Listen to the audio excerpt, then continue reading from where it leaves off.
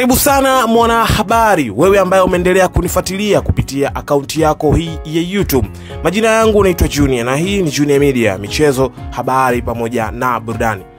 Leo nina taarifa kutokea katika nchi ya Urusi pamoja na Ukraine, ambapo taarifa za kusikitisha na taarifa za kushangaza kutoka nchini humo ni kwamba Urusi pamoja na Ukraine zimetengeneza na kuboresha droni hatari zinazotishia ulimwengu, huku vikiwa ni vifaa hatari vinavyoendeshwa au vinavyojiongoza kwa kutumia mfumo wa akili mnemba almaarufu artificial intelligence AI. Katika taarifa hizi, taarifa zimebainisha kile ambacho kinaitwa mzozo wa kivita kati ya Ukraine pamoja na Urusi, na kile ambacho kimepanga kufanya kupitia katika vifaa hivi ambavyo vimetengenezwa kutishia hatari ya usalama wa binadamu katika ulimwengu.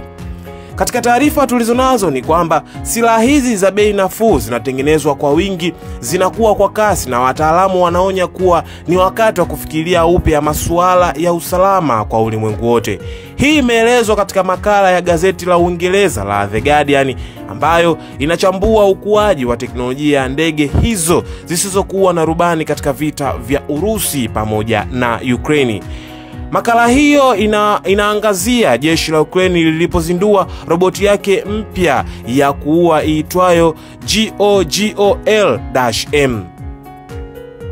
Kwa kubofya mara moja, ndege hii isiyo na rubani yenye urefu wa mabawa ya mita 6 ilipaa kutoka eneo lisilojulikana hadi kwenye anga ya blue, na kisha iliruka kilomita 200 ndani ya Urusi, kisha ikafyatua ndege mbili zisizo na rubani za kushambulia zilizoning'inia kwenye mbawa zake zinazoweza kukwepa na huruka kwa kima cha urefu wa chini. Droni hizi ndogo zilianza kukagua ardhi chini kwa uhuru ili kupata shabaha na kisha kuipiga. Droni hizi za FPV hufanya hivyo kwa uhuru kwa kutumia akili mnemba ya AI. Ushawishi wa kibinadamu hapa ni mdogo tu kuifundisha droni juu ya aina ya shabaha inayolengwa na eneo la jumla mahali pa kulitafuta eneo hilo. Hapo awali mashambulizi kama haya yangehitaji mifumo ya roketi inayogharimu kati ya dola milioni 3 na dola milioni 5. Mtengenezaji ameweza kuthibitisha hivyo. Ikiwa tutahifadhi ipasavyo, tunaweza kuzalisha maelfu ya ndege zisizo na rubani kila mwezi, amesema Andriy kutoka Strategy for Solution, taasisi iliyotengeneza teknolojia hii kwa ajili ya vikosi vya jeshi la Ukraine. Ulimwengu ulishangazwa na operation ya Spider Web, ambapo mnamo Juni 1 ndege zisizo na rubani 117 za Ukraine zilishambulia vituo vya anga ndani kabisa ya Urusi, vikilenga ndege za Urusi za masafa marefu zenye uwezo wa kubeba silaha za nyuklia.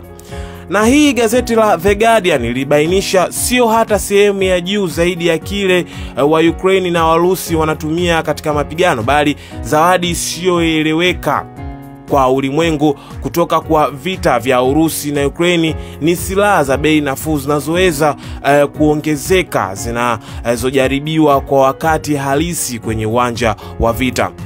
Na malengo sio tu mizinga, ndege, makutano ya reli au miundombinu. Kipaumbele ni kuangamiza watu.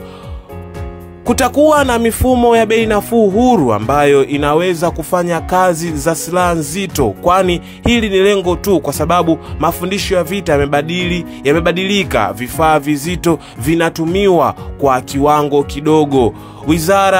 Waziri anayehusika na mabadiliko ya kidigitali wa Ukraine, Mikhailo Fedorov, aliweza kusema hivyo na kuongezea kwamba Warusi hawako nyuma pia, aliweza kuongeza hivyo. Lakini kwa miaka 8 wanadiplomasia wanaofanya kazi chini ya mwamvuli wa mkataba wa Umoja wa Mataifa wa aina fulani za silaha wamekuwa wakikutana huko Geneva, Uswizi, kujadili jinsi sheria za kimataifa zinavyopaswa kukabiliana na umaarufu unaoongezeka wa silaha hatari zinazojiendesha. Miongoni mwa maswali ni kiwango gani cha uingiliaji wa binadamu kinapaswa kusisitizwa na ni nani anayepaswa kuwajibika ikiwa roboti itafanya uhalifu. Juhudi hizi hazijazaa matunda. Bado hakuna makubaliano juu ya kile kinachojumuisha silaha hatari inayojiendesha, ukiacha kile kinachopaswa kupigwa marufuku na kile kinachopaswa kudhibitiwa. The Guardian inamnukuu Alexander Kimenti, mkurugenzi wa idara ya udhibiti wa silaha katika Wizara ya Mambo ya Nje ya Austria. Ujumuishaji wa uhuru katika mifumo ya silaha unafanyika haraka sana. Nyingi kati ya zile tunazoziona nchini Ukraine bado hazijajitegemea kikamilifu, lakini tayari inafanyika, anabainisha hivyo. Mnamo Disemba 2024, Austria iliwasilisha rasimu ya azimio kwa Umoja wa Mataifa kuhusu mifumo hatari ya silaha zinazojiendesha na kusisitiza kwamba zinapaswa kudhibitiwa ndani ya mfumo wa mkataba wa silaha fulani za kawaida. Mkutano mkuu ulithibitisha rasimu hiyo kwa kura 166 za kuunga mkono. Nchi 3 zilipinga: Belarusi, Urusi na Korea Kaskazini, na nyingine 15 ikiwa ni pamoja na Ukraine zilijizuia. Tishio linaloletwa na mifumo hatari ya silaha zinazojiendesha, mashine ambazo zina nguvu na uhuru wa kuchukua maisha ya binadamu bila udhibiti wa binadamu, hazikubaliki kisiasa, zinachukiza kimaadili na lazima zipigwe marufuku na sheria za kimataifa, alisema katibu mkuu wa Umoja wa Mataifa Antonio Guterres.